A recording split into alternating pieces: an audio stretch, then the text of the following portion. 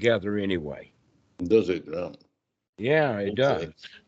Okay. Okay. Okay. So we were talking about the difference between bodily feelings and bodily sensations versus the feelings that the Buddha is talking about, the Vedana, which oftentimes is very fast. Yeah. One example of that would be that the person will notice at some level, either subconsciously or consciously, will notice that the body is affected by adrenaline. And Mm. that one of the effects that adrenaline has is a kind of a tightness in the chest. And that is often called anxiety, and people often don't like it.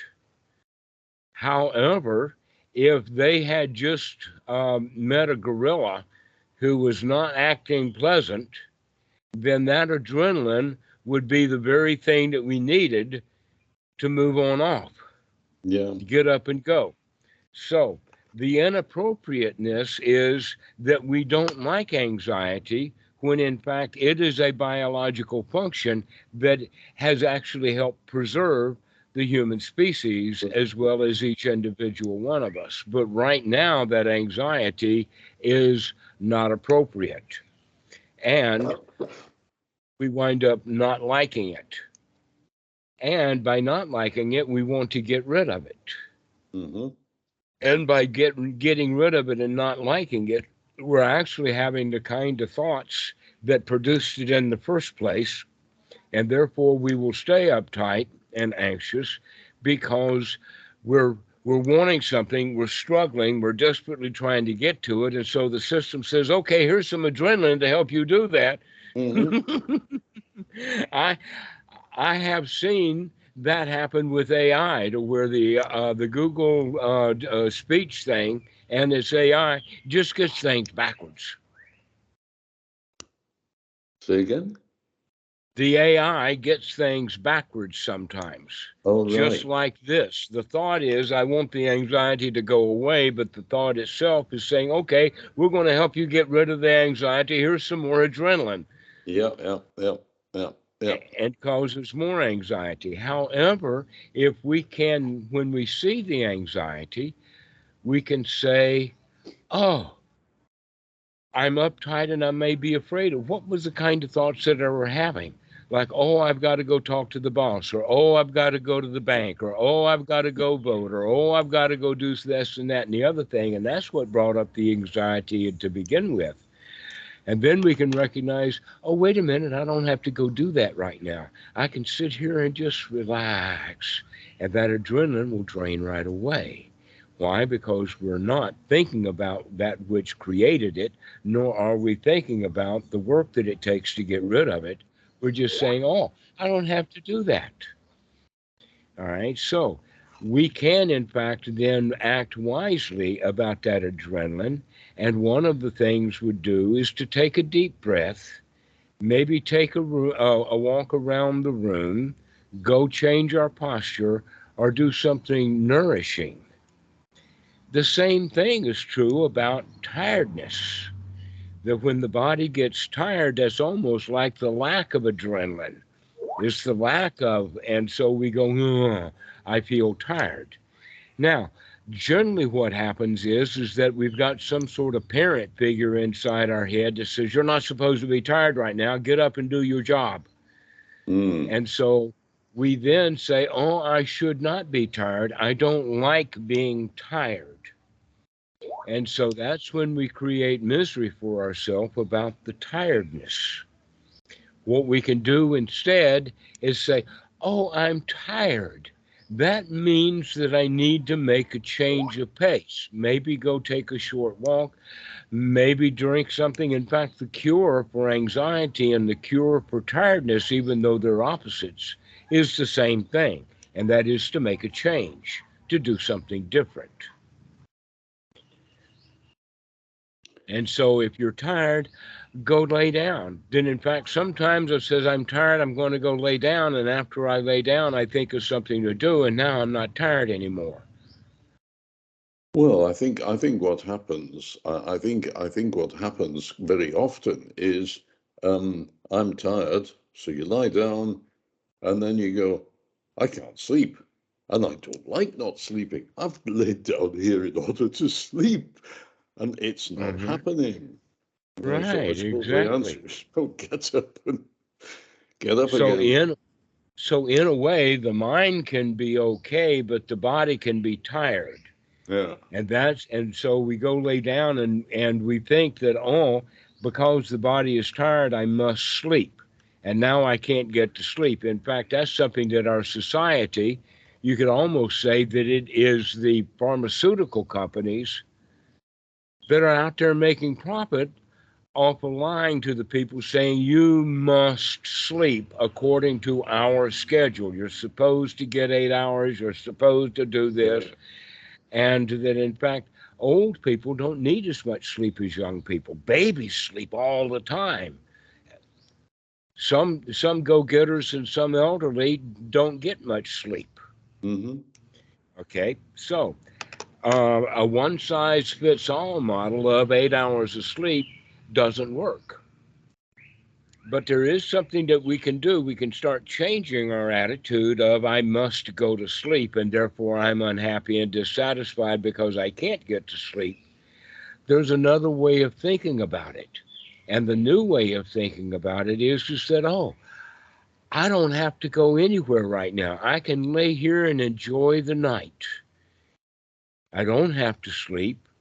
I can rest instead and rest the body and let the mind kind of drift into pleasant thoughts. Thoughts about how nice this bed is, how it's good to have a good temperature. It's a little bit cold, and I like the snuggling up with the blanket and just enjoying the night. And pretty soon we can go to sleep. But if we've got thoughts about, oh, I've got something to do tomorrow, oh, I've got to go to sleep, now the mind is very active Sure. and it's hard to go to sleep. Insomniacs literally talk themselves into insomnia. Yes, of course. Yeah, Of I'm course. sure And you're so then the right. pharmaceutical industry wants to sell them a pill. And if Mm, the pill works, that only meant that it was interfering with their cognitive ability. So they take their pill and then they can't think straight. And so the natural thing they do is to fall asleep. mm-hmm. I would not recommend barbiturates. No, in fact, um, no, I don't take them. I don't. Sleeping pills are not necessary. Why? Because we don't need to sleep. What we need to do is to rest. And mostly what we need to do with resting is by resting out of the unwholesome thoughts into wholesome thoughts. And when you're laying to, so we also need to investigate the issue of what you mean by the word meditation. Because what I'm not talking about doing a meditation, but we can use that word for it because of the lack of better words in the English language. I generally prefer anapanasati is what we're doing. Mm-hmm. So doing anapanasati would be to just lay there and say, "Oh, this is so nice. Oh, Yeah. I feel so comfortable," and sleep will come soon enough. Well, I don't get this. I don't get this because the whole point about anapanasati is concentrating on the breath, isn't it? No, no, and No. no 7 times no. Then why is there all this thing in the sutta about following this particular? Because you only read one line out of a 4 page sutta. No, I didn't read the one line out of the 4-page sutta. I read all of it, and it goes right through. While mindfully breathing in and out, you gladden the mind. Yeah, that's right. But you don't do it without mindfully breathing in and out. Oh, Well, yes, but you don't have to do it in such an organized or highfalutin way. Instead, you can say, oh, this is so nice. And in course of gladdening the mind, rather than saying, oh, I got to watch the breath. Oh, I've got to gladden the mind. Oh, I've got to watch the breath. Oh, I got to. That's all way too much work. And this is part of the reason why I don't want to call it meditation, and I certainly would not consider myself a meditation teacher. Yes. All right. What we mean by that is that we're trying to rest the body, and by having a good in breath and an exhaust, we're resting the body. To rest the feelings by stop our curiosity and stop our trying to solve problems and stop our greed and stop our wanting things to be different and just enjoy the way things are. And then gladden the mind in the sense of everything is okay, nothing needs to be done. And so the anapanasati actually is about all aspects of the body, not just the breathing. Now, why the Goenka method does so much is because they don't have anything better to teach. But anapanasati is being practiced if you are gladdening the mind, even if you're not watching the breath so closely. That we will take one object and then another object and then another object. But in any time, we can come back to the breath as a base point. But the whole point about breathing is to experience the body, which we can do when we're laying in bed, and feel how nice it feels to lay on the bed. It's a comfortable bed. I've got covers on, and I can experience the body. And in that process, it can relax. But people who are insomniacs and they've got a busy schedule or something on their mind and they think that they've got to sleep, they're actually working. They're not resting. So changing on the attitude is the right way to do it. So that when we lay in bed, the attitude is everything is okay and I got nothing to do and no place to go. I don't need to get up and go fix that broken toilet. I don't need to get up and answer that phone if it's ringing. I don't need to go to sleep. I can just lay here and enjoy this moment. Yeah, well, yes, that's all massively counterintuitive, isn't it? Because, I don't need to go to sleep because, well, I know damn fine that if I don't go to sleep, I'm going to feel awful throughout the day. If you spend, no, wait a minute, you've got a very, very limited context here. We need to shine a light on it so that you can see a couple of feet away from where you are. So, your two choices are to either go to sleep or worry all night about not getting to sleep. And you can prove, because if you can get to sleep, then the next day you're okay, kind of. And if you don't go to sleep, then you're going to be messed up the next day because you have been worried and fretting and thinking about stuff all night. You have been burning all night rather than resting all night, where when you were asleep, you were resting. But just right beside sleep and rest is being awake and at rest. Mm-hmm, mm-hmm. And so if you can be awake and at rest and actually rest yourself, including not telling yourself, oh, you've got to go to sleep, but rather telling yourself, everything is okay right now. Wow, this is nice. Then you would naturally go into a sleep state. If we're practicing correctly, rest, the bottom line of rest would be going to sleep, especially if the body is tired. Now, it is possible, once we practice for a while, that we can be at rest and still wide awake. And Yes. that's okay to be wide awake and at rest. But if you tell yourself, oh, I am at rest, but I'm wide awake and I should go to sleep, and I should go to sleep. Oh, I can't get, now you're not at rest anymore. but you're worried about getting to sleep. So the first thing that we need to practice with Anapanasati is to stop taking it out of the context that Western Buddhism has put it into, of a certain place, a certain time, a certain posture, a certain sitting position, and a certain activity. And take it out of that context into the context of when to practice right now. What posture? Whatever posture I'm in right now. And Uh-huh. that's practice is when we remember it. Now, it may be for some people, especially beginners, easier to remember to practice correctly while they're doing it in a formal way, lighting an incense and sitting in front of a Buddha statue and other things like that. That situation is very helpful for some people.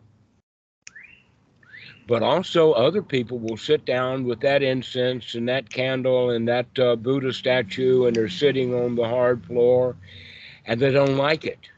And now they're waiting for the bell to ring and they're thinking about all kinds of things, but they're not practicing correctly, though they will call it, I just had an hour of meditation.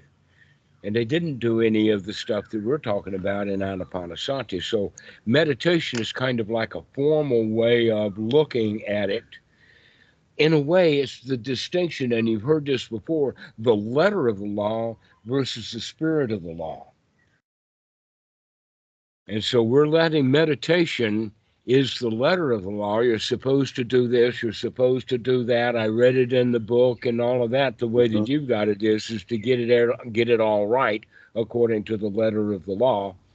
And that what we're trying to do is to change that into the reference of the spirit of the law, recognizing that there's some key words in the Anapanasati Sutta, and if we'll just get those few key words, it'll work correctly. But if we try to do it all, it's how much hard work. And one of the keys of the Anapanasati Sutta is step 4, to relax. Yeah. Just relax. Okay. Another key word in the Anapanasati Sutta would be to just gladden the mind, to change our frame of reference, to change the mind state, to gladden the mind. And the way that we can help do that is by having wholesome thoughts. What I find myself doing, especially recently, in fact, is letting the breath go and letting What do it you go, mean? letting it go, and letting it go out until effectively I'm sort of, well, finally the belly starts to squeeze out the breath. And I'm effectively not breathing in until um, the body sort of requires me to breathe in, and I then take a long breath, and that is absolutely wonderfully relaxing doing that. And of course, Okay, what so may I ask you the question then, now that you've said that? So what's wrong with that? Why are well, you complaining about why it? am I complaining? I'm not well, because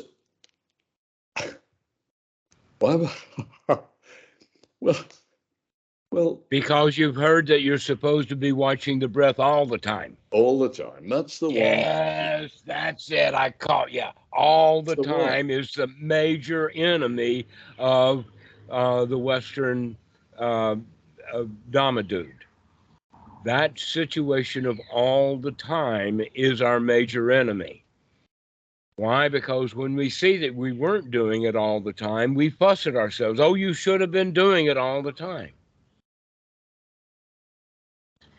Well, So let's use, go ahead. you read that you are supposed to watch the breath all the way in and all the way out effectively. Um, That's one instruction in one situation. It's not a general thing. Because, in fact, the next step is to breathe in short, mindfully yeah. knowing that you're breathing in short. So let us make sure now that we've got a lot of stuff on our plate And that what people do is that they will eat certain things off the plate because they're supposed to, and other people will eat off the plate what they want to eat. And the correct way to do it is to just sample this and that. Look around, check things out, rather than eating only what you're supposed to eat or eating only what you like to eat, but rather just check things out. And so, um, this idea of having rules is the major thing that we're getting out of, but most students make rules out of the practice. Oh, you're supposed to watch the breath all the time. Oh, you're supposed to be mindful all the time. No, we can't do that. But when we can wake up to recognize that we're in dukkha, when we see the dissatisfaction, then we can do something about it. We can wake up and take care of the dissatisfaction. So we have to gain skills in seeing the dissatisfaction because often we're in a state of dissatisfaction and we don't know it. Typical example is the two guys are in the bar, they're arguing over their sport team, and everybody else in the bar can see these guys are hot and heavy at each other, but you ask them, and no, they're not angry. It's very hard for us to see ourselves. This is one of the reasons why Sangha is so valuable, is because we have our noble friends who, by their very behavior, can help us point out our own behavior rather than us staying ignorant about it. So, this is why we don't want to eat just the food that we like, nor, in your case, are we supposed to eat the food that we're supposed to eat, but rather think of, no, we're going to sample stuff. And so when you're laying in bed with the thought, I'm trying to go to sleep. I should go to sleep. I need to go to sleep. If you can see that thought as unwholesome, because that thought, that's the thought basically, and one and a few others that are keeping you awake. Yes. And so we can say, oh, I can just lay here and just rest. Take a deep breath, and the point that you made about the body, yes, that's the time to wake up. When the body tells you you need to take a breath, it's almost always a really wholesome, healthy breath that we take, a big, deep in breath, and Yes. we enjoy it too. Yeah. Okay. This is. So when you're doing that, you're practicing correctly. Mm, But if the body needs air, and instead of taking a nice, easy, deep breath and relieving the body, we have the thought, darn it, I haven't been watching my breath. What kind of meditator am I? I mean, I'm getting really tired of this stuff. Okay. All of those are unwholesome thoughts that are not helping the body. They're not helping feelings of rest. It's, we work ourselves up over that issue of mm, all the time. So please forget about yourself doing it all the time and start enjoying it when you do remember, because there are going to be all kinds of anchors that are going to help you remember. An example is the body's going to tell you when it needs a nice, long, deep breath. Like at the end of a sentence when you talk. uh-huh. Uh-huh. Uh huh. Everybody takes a nice long deep breath after they talk. Either that or they get really hoarse and whispery when they keep trying to talk on and on and on and never take a breath and never take a breath. They just keep talking and talking and talking and talking and talking and talking and talking and talking and talking until I Yes. run out of breath altogether and I can't take a breath yet. I still have things to say.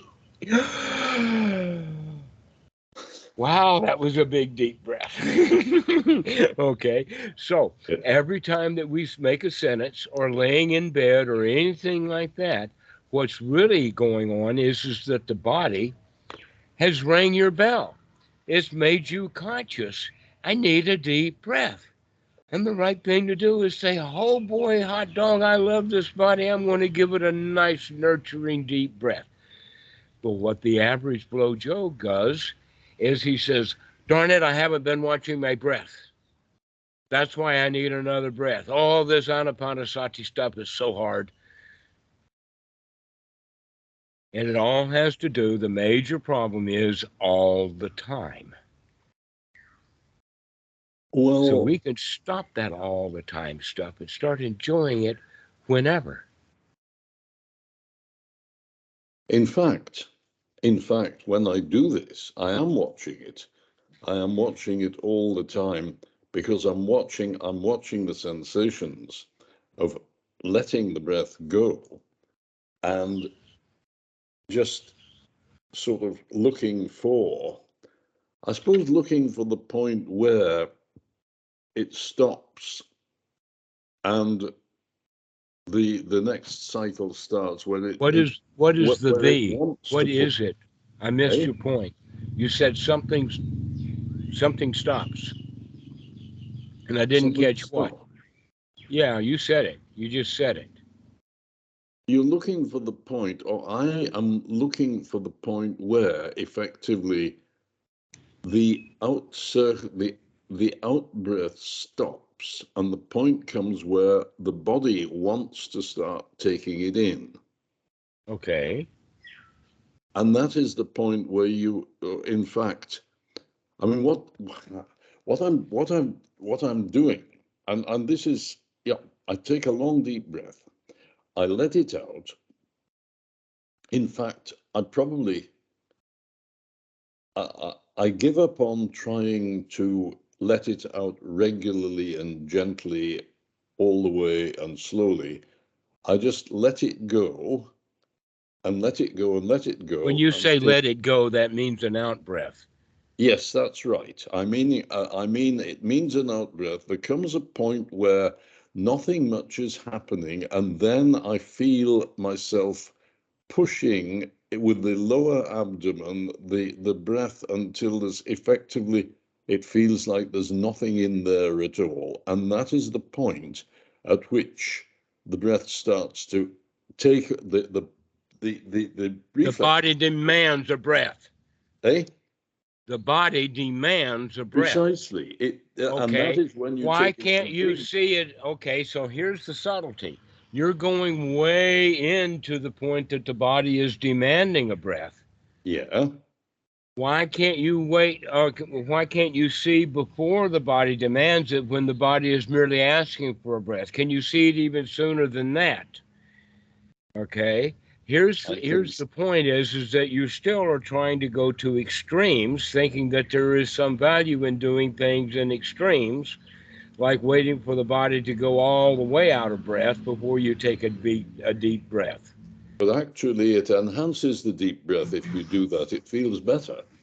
Yes, okay, from time to time, but you don't want to make that an order for you to do that all the time. No, well, no, I suppose not. I mean that's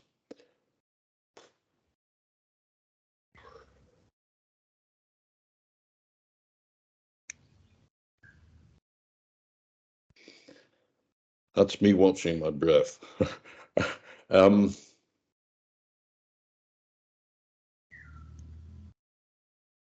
yeah, hmm, no, no, I do find that if I let it go and push the last out, then the inhale is better.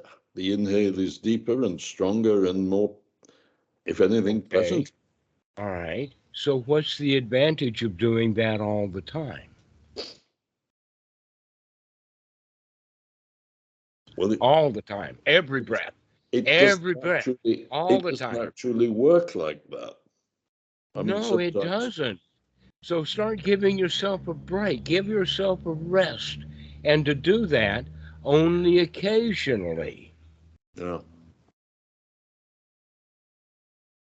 That you don't have to do that all the time. You can do it when it feels good, when you like it, when you can remember, and you don't have to push it all the way out.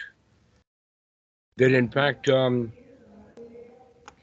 here's the thing. Let's talk about a gasoline powered truck. I have seen, because I lived in the South, I have seen guys fill up their tank. This is especially at one of the really cheap gas stations, and they will get up on their bumper or on the back of the car and jump up and down to try to get the last little bit of air out of their gas tank so that they can, and they wind up putting maybe a half a gallon or so of gas right there on the pavement because they're trying to get it all the way full. Those same guys will then pass by another station getting the last drop of gas out of their car till it stops on the road because it's run out of gas.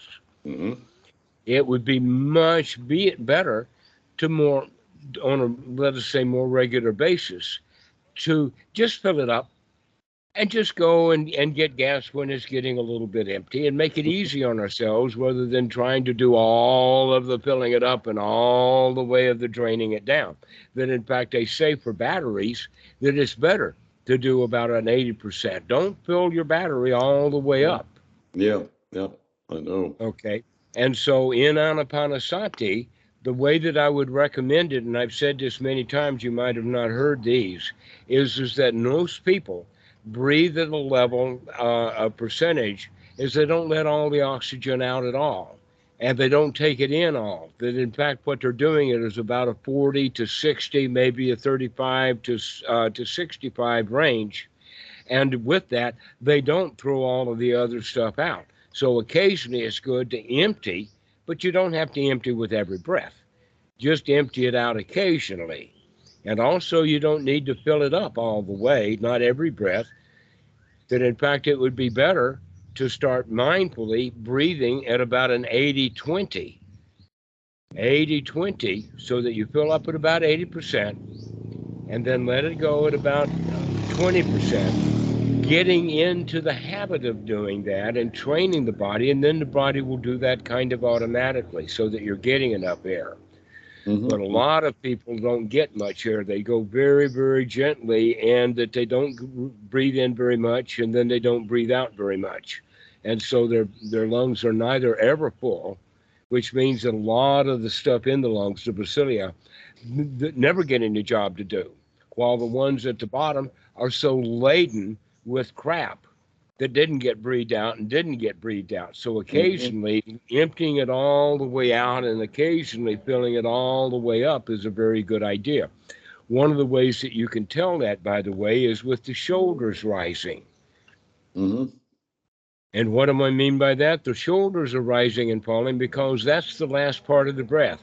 Once you fill the bottom and then the middle, eventually it fills up to the top, and that's when the shoulders will start to rise. But you don't want them to really rise and rise and rise because you're completely full of air, but rather just let them rise a little and then start to fall. So let me show you the example while you're watching me.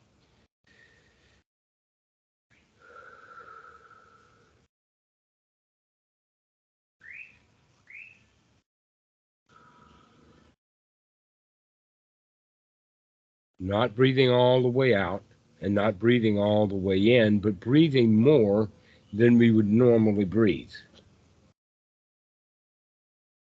And if I forget about doing that, I've already built up the oxygen level in my blood when I did do that, so I can have a few breaths where I'm not thinking about doing that, and that's fine. But a few minutes later, I'll think about, but I do that on the calls with students. That I'll talk and talk, and when they talk, I'll sit and I'll take a deep breath and let it out. But I do it without having a set of rules. There's no standards, there's no set of rules for doing this. It always has to do with doing it wholesomely in this present moment. But we also go to experiment. We want to find where the dukkha is so that we can see it and avoid it.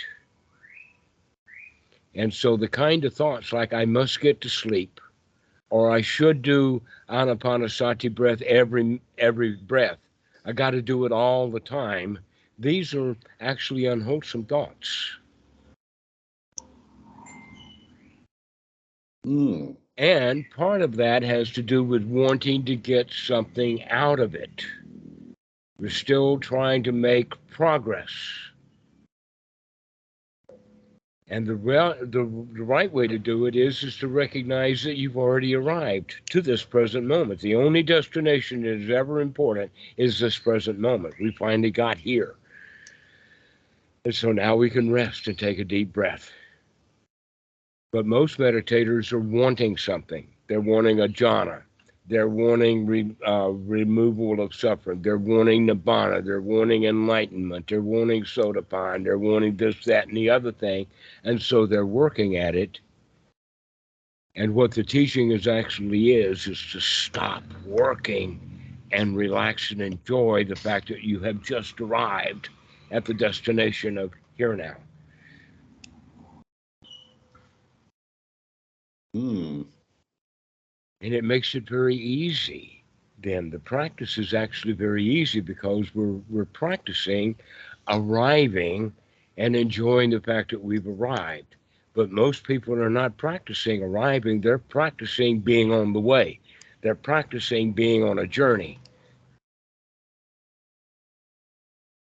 Like I've got to get to sleep, or I've got to get jhana, or I've got to watch every breath. This is all travel oriented. I've got to do this.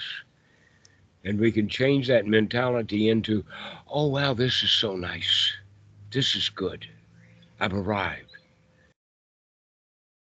Like cheesecake, thinking about cheesecake, wanting cheesecake, that's a lot of work. Now I got to go get cheesecake.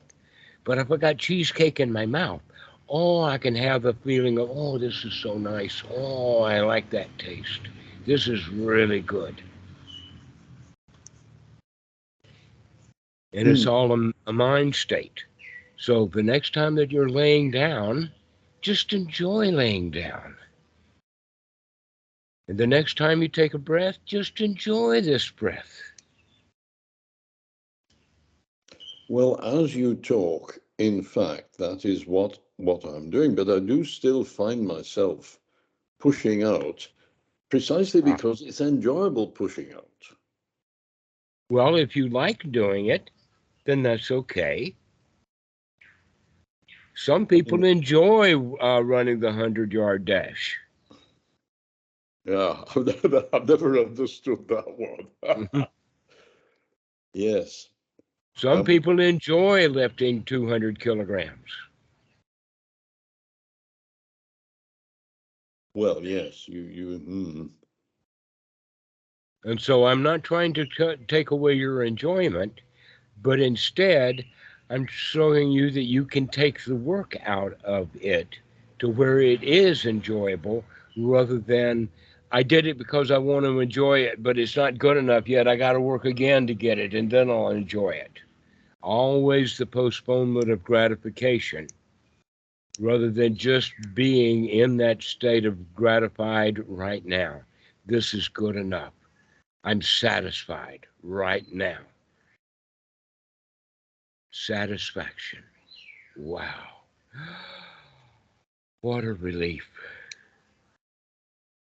Well, in fact, there is satisfaction.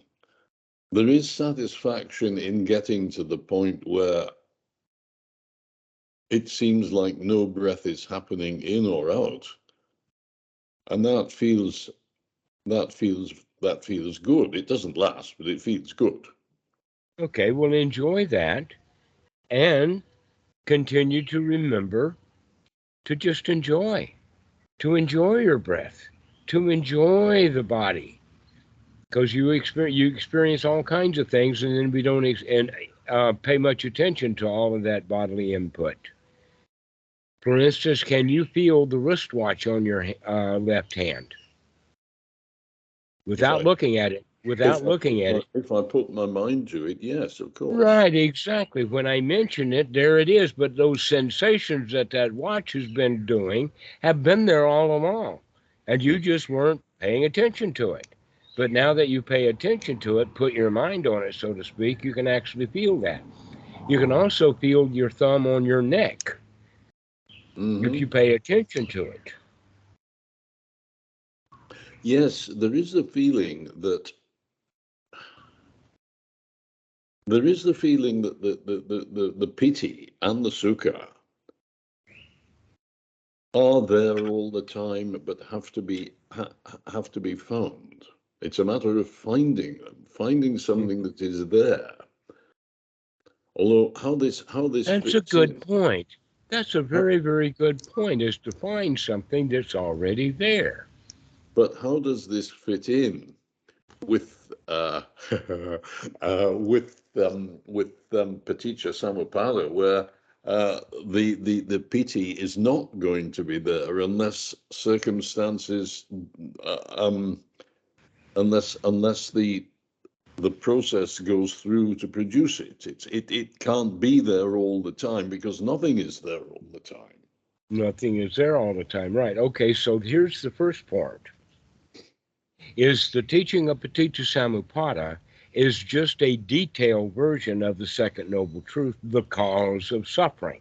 Mm-hmm. It starts in ignorance, right? Dead in the middle is the feelings of liking and not liking, Mm-hmm. and at the end is the dukkha. The dukkha is caused by ignorant feelings.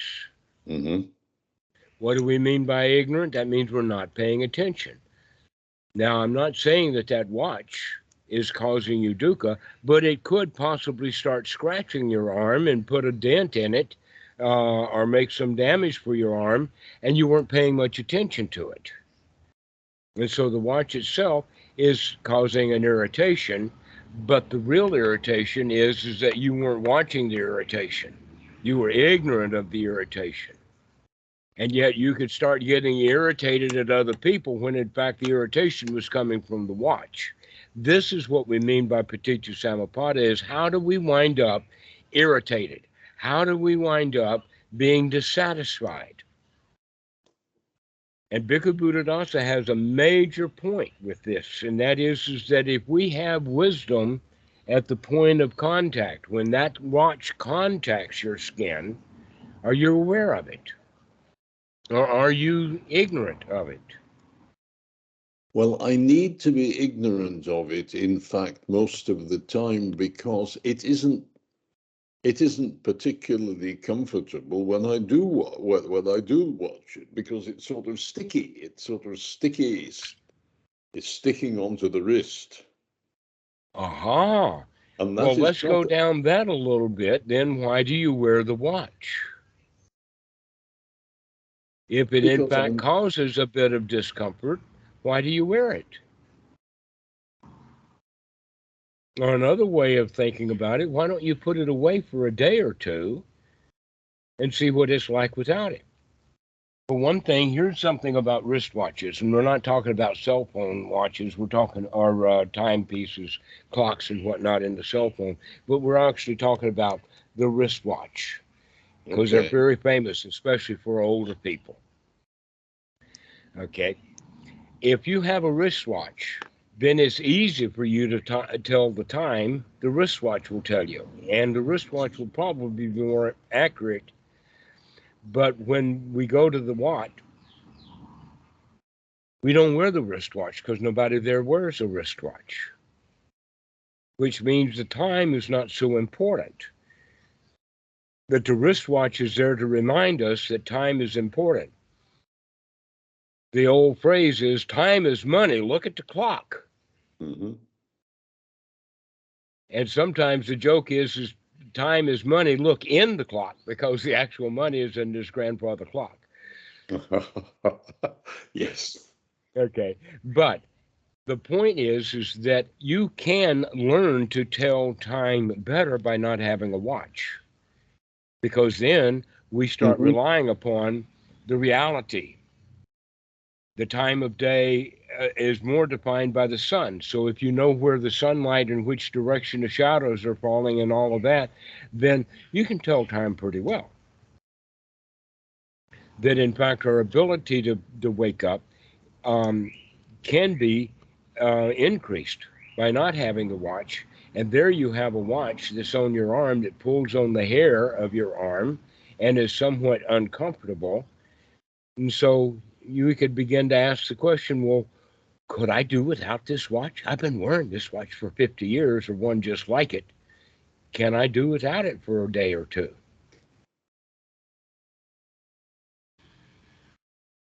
And to play Well, with that. that in fact you may enjoy not having to wear the wristwatch, not having to wind it, not having to put batteries in it or whatever it is, because it requires work. And so these are the kind of things that we can begin to look at. Uh, that if the watch actually pulls and therefore pulling on the hair, you don't like it, therefore you don't want to be aware of it, then that's a good reason to not wear it. But we can take that into the bedroom again and think about the way that we're laying down on the bed and recognizing that, hey, I don't have to go to sleep. I can just lay here and enjoy. Why do I bring that clock into the bed with me?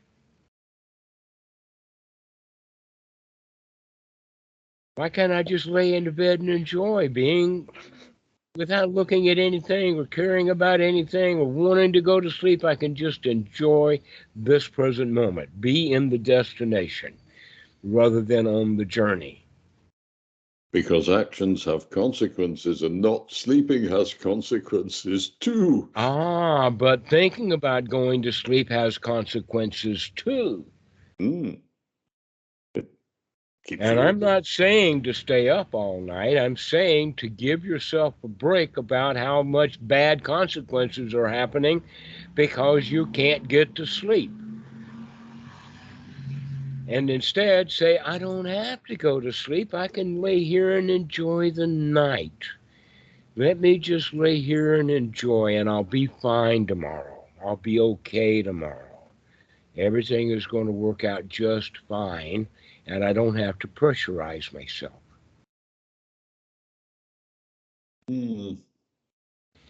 This is the whole idea then for us older guys is we've got to stop with all of this pressure, all of these rules. You've got what, 70 years worth of rules. These 21-year-old kids, they don't know how many rules we can pile on over the years. And here you are piling the teaching of the Buddha and Anapanasati on as a set of new rules to follow.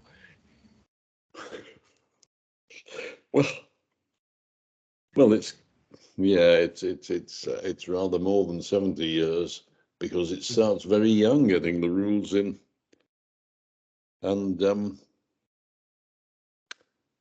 you get you can get, and one did get remarkably sort of scrupulous, not so much in keeping them as knowing the ones that you weren't keeping um, as a child.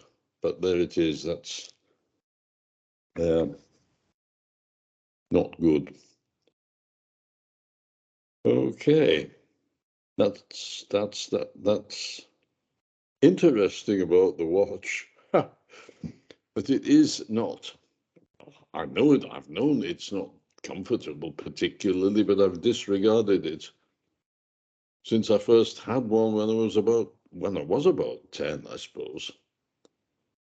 And you've been wearing a watch ever since then. I had a really nice watch. They called it an Acrotron. It was really expensive. My mother bought it for me. Yeah. As I think a graduation present from high school, or maybe I got it in high school, and I loved that watch. And it eventually got broken.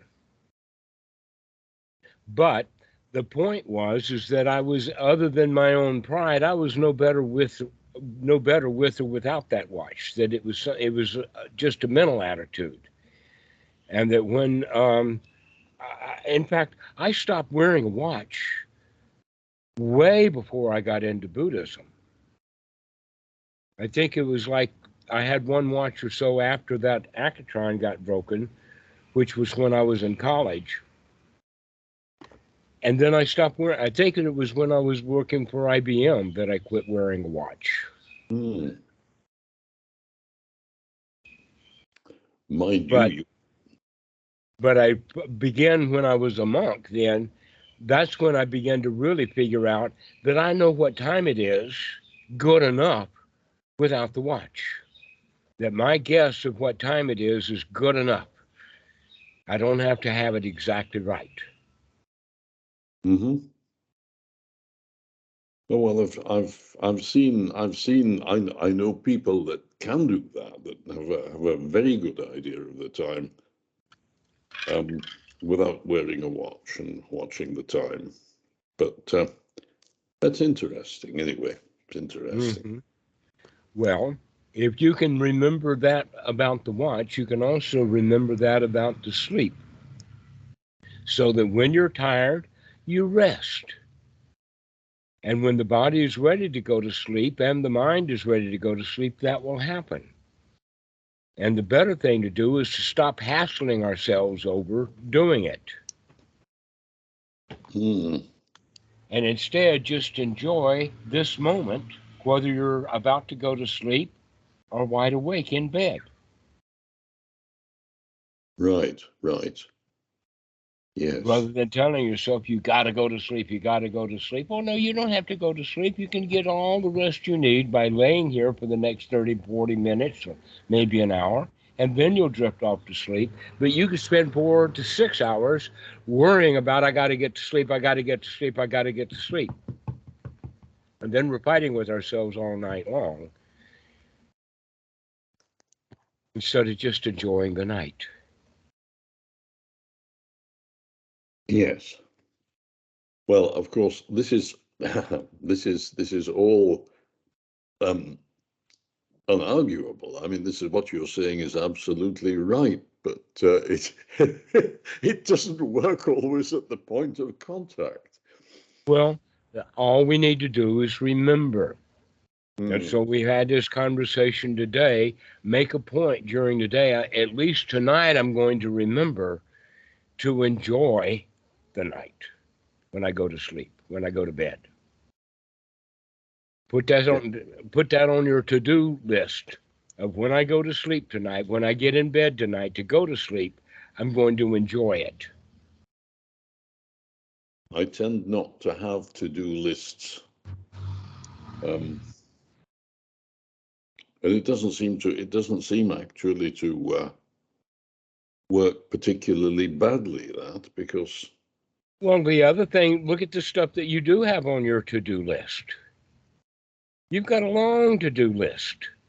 Why don't we put some wholesome stuff on that to do list rather than having it clogged up with unwholesome things to do? Like, I got to get to sleep. That's one of your things on your to do list. Another one, oh, I've got to get jhana. That's one of your do list things. Oh, I've got to watch every breath. That's on the to do list. So we can actually examine what are we going to put on our to do list, put wholesome things on our to do list, and remove the unwholesome things. yes. Now this is now here is a point that you've reminded me of. I got to get jhana, right? When you do get it, I mean, you get pleasant, often overwhelmingly pleasant physical and mental sensations, and then you think, wait a minute. I mean, aren't we sort of aren't we going straight into the hindrance of desire here? You know, Actually, no, the hindrance was asking that question. that's quite Here I contrary. am enjoying myself, and now I'm going to question the fact that I'm enjoying myself. Oh, isn't enjoying myself a hindrance? I mean, we can second guess 10,000 times. Of course we do, Right. because that's what we're brought up to do. Except that we need to start recognizing that, that in this case, at least, that's a hindrance. That Mm, actually the enjoyment was what we're planning on doing. But you mm. can find ways of turning things around every which way. Oh Then they yes. say hindrance, hindrance, hindrance. Oh, you're having sukha. That's a hindrance. No, that's not a hindrance. Doubt is a hindrance. Worry is a hindrance. Hmm. Okay, and here you are worried about enjoyment. That's the hindrance.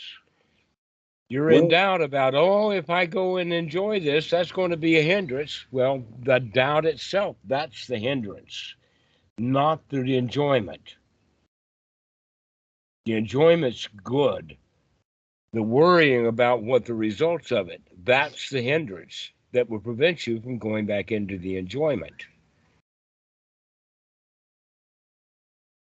then, yes, well, why does the Buddha say that this is the one pleasure that I allow myself? In other words, all pleasure is bad in some sense.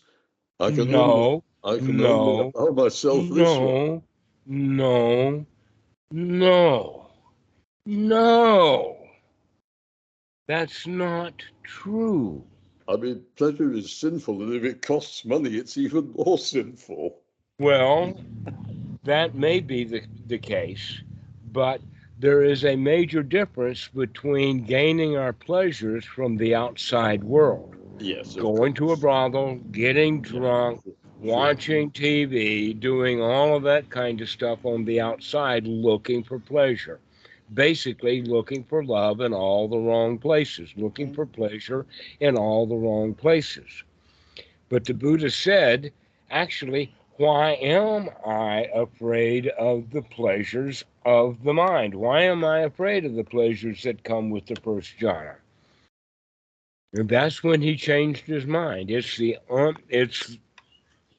let us say the not yet enlightened bodhisattva of the Buddha who was asking the kind of questions that you're asking. So now it's time to ask the right question: is, well, why are you afraid of pleasure? Going We're not before we, supposed to have pleasure. We're supposed to work. That's what yes. the boss man doesn't want us to have fun. He wants the work out of us. He'll only allow us to have fun if we're productive. We do the job. Can I just ask you, Sure. can you point me to the sutta where the Buddha actually says, "Why am I afraid of pleasure?" Sutta number 36 in the Majjhima Nikaya. Yeah, yeah. Okay, thanks, thanks. Yeah, I think I've read 36. Yes, I think I have, but it hasn't. I haven't read anything for some time. I mean, I've been thinking, well, what's the point? It's the practice that's the point. Mm-hmm. Mm, Well, the practice is the point when the practice is practicing wholesome, when yeah, the practice is gladdening the mind, when the practice is feeling safe, secure, comfortable, and satisfied. But often our practice is, I want this and I want that. I'm trying to get this. I'm trying to get that, just like trying to get to sleep. I want to be safe, secure, comfortable, and satisfied. Well, you are safe, secure, comfortable, and satisfied. Give it a break. You are right now safe, secure, satisfied, and comfortable. Recognize that and say, wow, yeah, that's right, I am. Wow. Well, what I do actually is I tell myself, at least for this breath, I'm safe, secure, comfortable, and satisfied, because the shit is going to, I don't know when the shit's going to hit the fan, but it will. Perhaps not in this breath. Perhaps if we can stand aside and not be that fan and let the shit just float on by. That in fact, that's back to that point about the sensual pleasures. We're out there looking for the pleasure from the things we see, looking for pleasures from the things that we hear, Mm, looking for pleasure from the things that we taste and eat, mhm, etc., like that. And the Buddha is saying that the pleasures of the mind are different.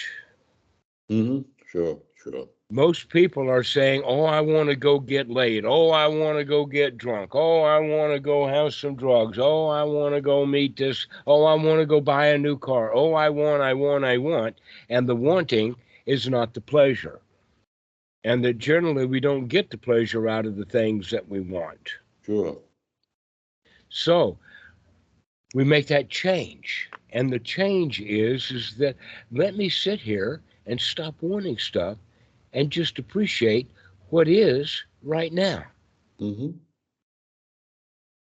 Well, That I can be satisfied right now without wanting those sensual pleasures. And as we sit here satisfied, the pleasure starts to mount. This is, in fact, satisfying. This mm-hmm. is good enough. Wow, this is good enough. I can stop fighting. I can stop working. I can stop trying so hard to feel good and just feel good. Mm-hmm. Well, that is the process, and then that's how it works. Yes, but well, And one then the needs. thoughts come back up again. Never mind, start again. Mm-hmm. Never mind, start again. Keep building up the wholesome thoughts, and eventually they will outweigh the unwholesome thoughts. Yes. Okay. Yeah, and you can enjoy. You can have a good life. You Well, can lay there in bed and enjoy the heck out of the fact that you're not getting any sleep, and that's all right. Well, sleep is not really what it's cracked up to be after all. well, you don't know what it's cracked up to be because you're not aware through it. Well, I'm talking about it in the sense of they tell you to take these pills, they tell you you're supposed to have so much, and people who follow the rules exactly don't get much benefit out of all of those rules. No, I know, but it's And if you would it's. just stop the rules and just say, everything's okay right now, I'm good. Hmm. Yeah, well, it seems like every time you open a newspaper, somebody's written an article about how you have to have so many hours of sleep per day, and if you don't get it, you're going to get Alzheimer's disease, and you name it, what you're going to get. Mm. But down at the bottom, isn't there something about, please send me money? Um, no, no, no, no, no. The money comes from the selling of the newspaper in which this stuff is written. Right, right. That's where you're paying. Of course. Well, money makes the world go round, doesn't it? I know. And if we took the money out of it, wouldn't it be nice and relaxed that we didn't have to keep going around and going around? Now, in this regard, we can make the distinction between the planet Earth, which does go around all on its own, and it can do that with or without humans. But when the human says money makes the world go round, what that means is that I'm out there chasing money. That's why I keep going around. The money makes me go around. And Mm-hmm. if I could sit down and be satisfied and enjoy this moment, then I'm not doing the run around. I don't have to sleep. I can in fact spend the night just enjoying the heck out of doing nothing much at all, be tired tomorrow and still not have to do anything. That's okay. Mm. Take the day off. Well, well, you can do that, yes, when you're retired, of course, as one does. I mean, it's all days off. But Right. Can you in fact retire? Can well, you? This well, is what the Buddha allowed with the creation of the Sangha. He allowed people to retire as early as the age of 20. well, I suppose yeah, well, that is also true, but unfortunately, somebody's got to work and make the food keep you lot going. Yes, let those people who want to do that, who are freaked out when they don't do that, when they are driven to do that, let them do that. Congratulate them for doing that, and you can eat their groceries. They'll share it with you. Well, Yeah, we're not trying to save the whole world. We're only trying to save those who want to get out of the rat race Yeah. and to teach people to take take the pressure off of themselves. Yes, you just put me in mind of a very funny program that was produced, television program that was produced in Scotland, um, essentially about an unemployed layabout called Ramsey Nesbitt, and I found it extremely funny. And a lot of people did too, and a lot of people were rather horrified because it's portraying a certain level of Glaswegian society as being like that, and a certain level of any society is like that. But he's leaning, you just put me in mind of the lovely picture of this guy. I think I can't remember if he's just leaning on a broom or something that he's being made to work, and he's sort of saying, see, these guys are want to work, let them work. I don't want to work. I don't want to work, just leave me be. Hmm. Mind you, he got most of his pleasure and his calm, everything else out of drink. So I Hmm. mean, ultimately, he drinks himself into ultimately, he is, as well as a layabout, he's a drunken layabout and so on. But that line about let those who want to work, but I don't want to work and I can get away with it. Essentially, he's getting away with it. I mean, it wasn't wholesome at all what he's doing, but there we are. Well, at least he's not digging up the earth, polluting with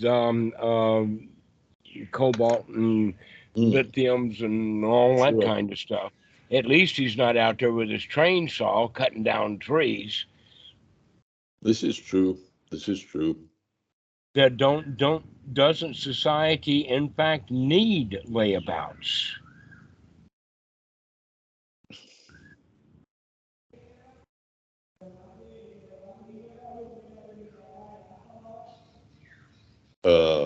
Well, does it need Especially if the labels? layabout becomes very wise.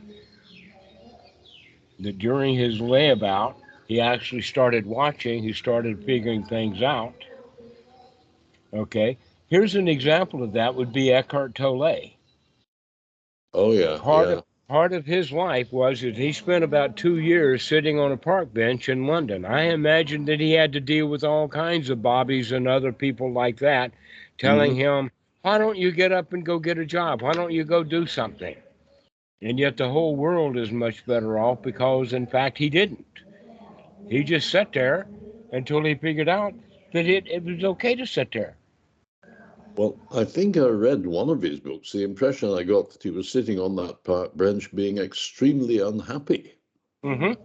But he stayed there until until he became eventually happy. he That's the whole point. sort of thought, sod this, I'm sick of being unhappy. Uh huh. That's about it. Well, here's a question then for you. Aren't you? Aren't But you sick of being unhappy? well, I cannot be entirely sick of being unhappy because I think it is probably my duty to be unhappy to, to some degree. Well, who gave you that job? I wish I knew. I wish I knew because I internalized it a way back. Hmm. And I've forgotten who put it in the first place. Well, it's pretty standard. Yeah. It happens at about the same age for everybody, somewhere between the age of 3 and 6. That's Yeah. just a I 3 year know. period. I mean, you're 70 something years old, and we can chase it back down to a particular period, not for just you, but for me and everybody Yeah. else. I There's know. that formative phase, and we form. And one of the things you formed was to be responsible enough to suffer. Yeah. Of course you are. That's what you're taught to do. And Right. that's why you forget who it was in particular taught it Well, to you when are because you going to everybody did. start doing this to what you were taught? Uh, oh, Well, because some nameless, well, you will come, as they used to say in Victorian times, you will come to a bad end. That's their That's, promise to you. yep, Okay. If you don't do what we're going to tell you, if you don't do what we tell you, you're going to wind up in bad straits. yep. Okay.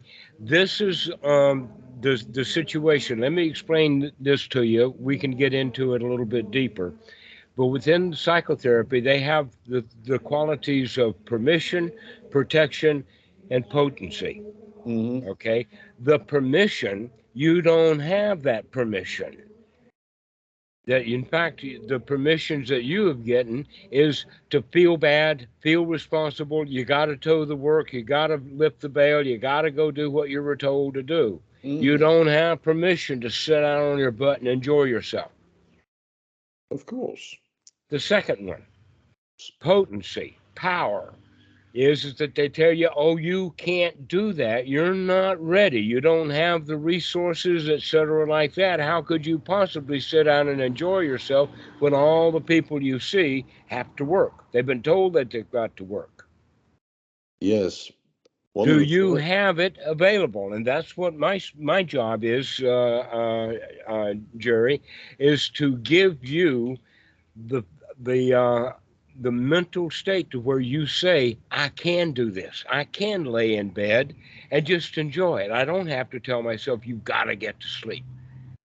You can just lay there and enjoy it. You can do that. You are powerful enough to remember that you can have fun. So the last one, this is the one that you just mentioned, and that's the protection. Oh, if you lay about, you're going to come to a bad end. If you don't do what you're told, you're going to come to a bad end. And guess what? We have a protection from that built right in. You are protected from having to deal with the consequences of not doing what you were told to do by someone who has already died. The people who told you what you're supposed to do are all dead. The only thing that's left of them is your memories of what you're supposed to do. Mm-hmm. Not one of them is going to come knocking on your doorstep and say, hey, you're supposed to be asleep right now. Only you do that to yourself. So when you recognize that you did it all from the beginning, that you wrote the rules, you're trying to keep up with the rules, you tell yourself that you can't get out of the rules, and now you're telling yourself that, oh, if I do get out of the rules, I'll have to pay for it. And the answer to that is that Eckhart Tolle, in fact, did get out of his misery that put him on that park bench. That in fact he did not have to get nailed to or jailed in that park bench. He wasn't handcuffed to the park bench. Now that you're on the park bench, you can't leave. Oh no. So here's that portion about the protection is that you can enjoy this moment without having to pay for it later. Um, yes, that the thought of paying for it later is just an unwholesome thought. Oh, I'll have to pay for this later, and the answer to that is no, I don't. I can enjoy this moment without having to pay for it later, and when that time comes, I'll enjoy that moment too without having to pay later for that one. in fact, what you say anybody who made the rules for you is now dead. Mm-hmm. Well, they were all adults, and you were a little kid. How many of the people do you know that are over 100 years old that coming around telling you what to do? Well, I don't, but obviously, but the point is that they are fixed. They are fixed in one's mind. One is conscious all the time that one, in many ways, failed them. One has failed to do what one was supposed to do. Right. I mean, And can you come up to the point of saying, nah, nah, nah, nah, nah? But the attitude that you've got is the attitude, well, I didn't do what I was supposed to do, therefore I'm supposed to feel bad. The results Yeah, is I have to feel bad. And of the course. answer is, oh no, you can feel any way you want to feel. You can choose how you want to feel. You do not have to pay for it later, because But if you later do, you can feel good too. if you choose what you want to feel, you will come to a bad end for sure. Do I look like I've come to a bad end? I love this porch and I'm not leaving. I'd come to a bad end if I went back to the United States and got a job. That would be a bad end. Well, yeah, sure, sure. They wouldn't give you one, you're too old. Oh, yes, they would. I can lie about my age. I can put Uh, all kinds of stuff on a resume. well, this is also true, and in fact, when you look at some of the old people having to work, when I remember them in Hong Kong, I mean, old women washing dishes, not The good. question is though, is she enjoying washing dishes? She didn't look like she was. No, she didn't, did she? No. So that's the whole point. Can you stop doing the things that you're doing that cause you misery and suffering, and start doing the kinds of things that you enjoy doing, and to not have to suffer the consequences for that? I think one needs an awful lot of convincing that you do not need to suffer the consequences. All right. Well, here's how you're going to convince yourself of that. You look in to say, hey, is anybody coming after me because I'm enjoying myself? Not right now. Never mind. And you keep asking that question, and pretty soon you'll reckon ain't nobody coming after you. The only one that's coming after you is your unwholesome thoughts that somebody's coming after you. Um, well, there's all those old songs about the devil will pull you under by the, what is it, the tail of your fancy coat or something. There's all that as that's culturally indoctrinated into you. Well, it's indoctrinated into people by a certain class of people Hmm. who are actually intending to exploit them. For instance, daddies always exploit their sons. They want to live their whole life vicariously. To be honest with you, as deep as I went into music, all the way to become a rated musician in the U.S. Navy, going to university and all of that, my dad wanted that. That was me living out Yes. his life. And when I recognized I don't have to live out my daddy's life, I can go choose something else. And I did. And he was happy with that. My actual dad, who pushed me into music as hard as he did, was okay that I came back out of it. I didn't have to pay him a dime Uh-huh. for not being the professional tuba player that he wanted to be. Yeah. Yeah. Yes. Yes. So Interesting. we I, can get away with it. We can get away with it. We can enjoy our lives without having to pay hell. That in fact, the hell we pay is the hell we give ourselves. Because nobody cares enough about you to order you around anymore. Only you can do that. And the best thing to do is to order yourself to stop ordering yourself around.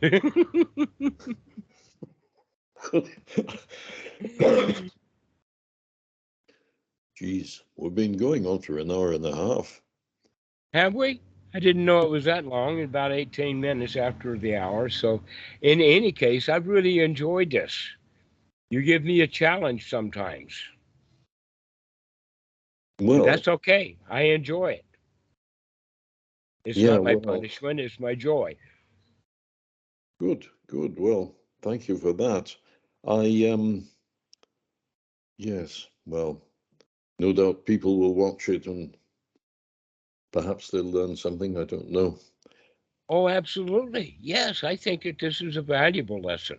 Hmm. Everybody needs to know that they can have a good life and they don't have to catch hell for it. Hmm. Hmm. That's very much a Christian trip. You got to do what we tell you to do, or man, you're going to have to. We're going to get you, and if we don't get you, some God's going to get you. Oh no, you're going to burn in hell forever. It's that simple. Yeah, that's what they Whatever say. forever Guess what? That means. hell you're burning in is happening right now, and you keep doing it. And Yes, the reality is let's come out of those hells that we made for ourselves. it all seems a bit too facile, doesn't it? Though it all seems a bit too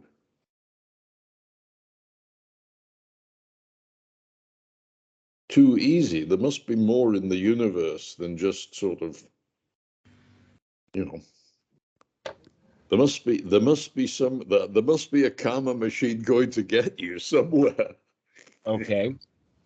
Here's the point about that though, is that um, every time that you start going, you stop yourself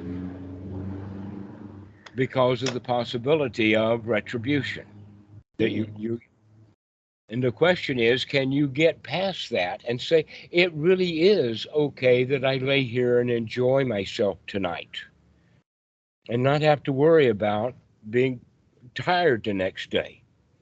If I'm tired, I can handle that, but right now I'm just going to enjoy laying here tonight. Well, it's a good question. One will have to Mm-hmm. see if it works.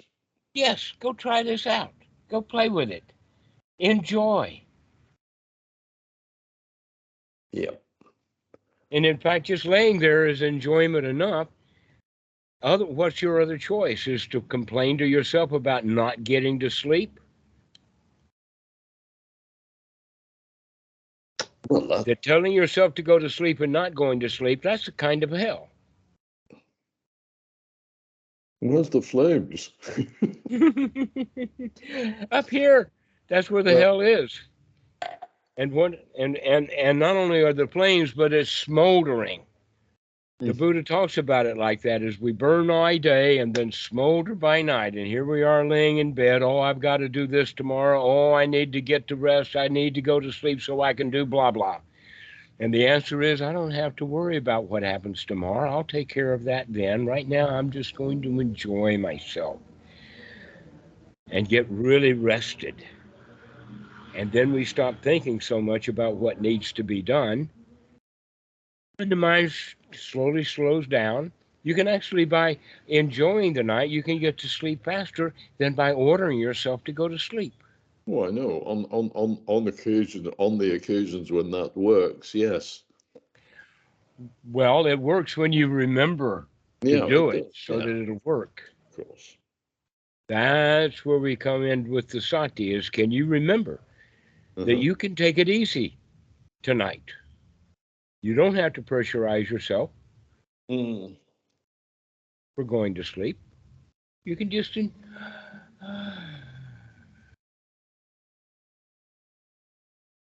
Yeah. yeah. All right, Gerry. Well, let's go ahead and finish now, and you go practice. In fact, why don't you go practice now? It's only what, at 9 in the morning for you? 8. 8. Okay. So go lay down in the bed and say, "Hey, I'm going to enjoy myself for a while." Maybe. Yeah. That was what I was intending to do. I mean, what I was intending to do when I was awake at 4 something is get on the call to you and then go back to bed. But in fact, I mean, I didn't actually do it that way. So anyway, never mind. Never mind. Just start again. Everything Yeah, is yeah. okay. No. Right now, it didn't matter what happened 4 hours ago. Right now, everything is fine. Okay. Well, Yeah. thanks for all that, and I hope it's not made your bottom too sore or your hip too sore sitting on that. Yes, yes, I'm going to go take a rest myself. Okay. We'll see ya. Cheers then. Bye bye. Okay, bye bye.